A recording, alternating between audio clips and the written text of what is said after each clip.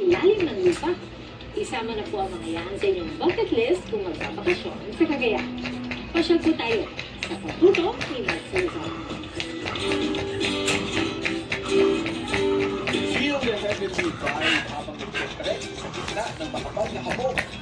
Bonus pa ang panoramic view sa inyong pag-akyat at nagastas ng mga talon. Ang Mount Cagua sa Gonzaga, Cagayan, kaya pinapasok sa mga mahilig sa nature at check adventure. Anaw ang pusok mula sa summit nito. Ang Mount Cagua kasi ay isang active stratovolcano. Nakilala rin bilang Mountain of Fire at Bantay ni Apoy sa Ilocano. Mula ng bundok, babamos tayo sa ilalim ng lupa.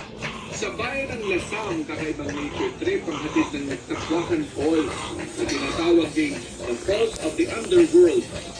Noong dekada 80, nadiskubre ng isang katutubong aita ang talon ayon sa mga taga-barangay. Kawawa naman ang aking mga alaga. Lalo na yun, no? Bababa sa Union na 15 metro ang lalim gamit ang lubid. Sabay sa Lalo na yun. ng tubig patungo sa loob ng kuweba.